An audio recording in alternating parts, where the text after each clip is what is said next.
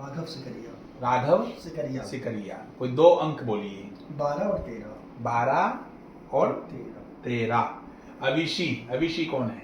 अविशी आप हैं, आपकी धर्म पत्नी है। अर्चना चाची है मेरी। मंजू मेरी माँ। मंजू आप हैं, आप माता जी। कोई 2 अंक और बोलिए। आप 2 फूलों के नाम बताइए। सनफ्लावर और रोज। सनफ्लावर और रोज। रोज। तो आपको धरती पर आए हुए कितना समय हो गया है राघव? 31 साल 4 महीने और 26 दिन के हो गए क्या? जी महाराज। 31 वर्ष 4 माह और 26 दिन। आपके मुखमंडल से लगता है कि आपका जो जन्म है, आपके जन्मजात 2 बालकों का जन्म हुआ, जुड़वा बच्चों का जन्म हुआ, और आपका जो जन्म है 2:21 सुबह का जन्म है। 2:18 पर एक का जन्म था, लेकिन वो पूर्व जन्म के संबंधों के कारण आपको छोड़ करके चला गया है। एक है आपकी प्रतिपदा और बुधवार का आपका जन्म होना चाहिए। आपकी जन्म कुंडली है जी। मिलाइए, खोलिए जी। देखिए 8 में राहु है जी महाराज जी। 9 में मंगल, सूर्य और शुक्र है। बिल्कुल सही। 10 में चंद्रमा और बुध है जी। 11 में शनि है जी। 1 खाली है, 2 में केतु है जी। 3 खाली है, 4 खाली है, 5 खाली है, 6 खाली है, 7 में राहु है, गुरु है। 7 में गुरु है और 8 में राहु है जी। ये आपकी जन्म कुंडली है। 31 साल 4 महीने और 26 दिन आपको धरती पर आए हुए हो गए हैं। आपका जन्म 2 जुड़वा बच्चों के रूप में हुआ था। एक साथी आपका बाल्यावस्था में हो गया है, और इसके अलावा जो है आपके विवाह, आप संतान संबंधी प्रश्न लेकर के आए हैं। संतान संबंधी प्रश्न लेकर के आए। 4 वर्ष आपके विवाह को हो गए हैं, लेकिन अभी कोई संतान आपके है नहीं। तो उसके लिए गोपाल सहस्त्र नाम का आपको पाठ करना है, और कुछ उपाय हम आपको बता रहे हैं, उन उपायों को करना है। ठीक है जी। अभिषेक आप बताइए, गुंजन कौन है? मेरी सिस्टर। गुंजन की संतान हो गई है, तो इसका मतलब है आपके भी संतति की संभावनाएं प्रबल हैं। चिंता ना करें, भगवती की कृपा से हो सारी व्यवस्थाएं आपकी बनेगी। भोलानाथ आपके दादाजी है क्या? जी हैं? दीप्ति आपकी चाची है क्या? जी। रोहिणी आपकी चाची की बेटी है।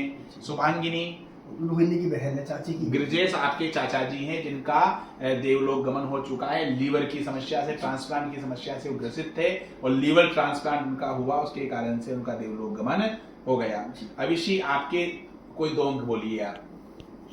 16, 17। 30 साल 10 महीने और 25 दिन धरती पर आए हुए आपको 30 वर्ष 10 माह और 25 दिन का समय हो गया। पंचमी और बुधवार के दिन आपका जन्म हुआ है। आपकी कुंडली मिलाइए। एक देखिए चंद्र कुंडली देखिए, चंद्रमा और शुक्र, 5 में चंद्रमा और शुक्र है, 6 खाली है, 7 में गुरु राहु है, 8 खाली है, 9 खाली है, 10 खाली है, 11 में शनि है, 12 खाली, 1 में केतु है, 2 खाली है, 3 में मंगल है। हाँ, 2 में मंगल है, 3 में सूर्य और बुध है। ये आपकी जन्म कुंडली है। गोपाल सहस्त्र नाम के आपको पाठ करने चाहिए। नारायण की कृपा से आपकी सभी व्यवस्थाएं पूर्ण होगी जी। मंजू जी आप कोई 2 अंक बोलिए।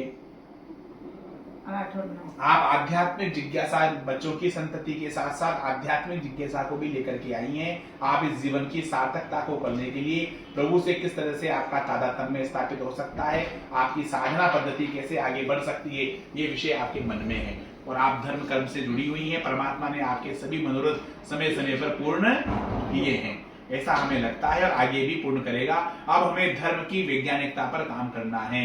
आडंबरों से, पाखंडों से, अंधविश्वासों से दूर होकर के हमारे वेदों में, शास्त्रों में, ग्रंथों में जो मार्ग बताया है, उस मार्ग का पालन करना है। धर्म से भय मुक्त होना है, जो भय से मुक्त करे, आडंबरों से मुक्त करे, वो धर्म। जो डराए वो धर्म हो ही नहीं सकता।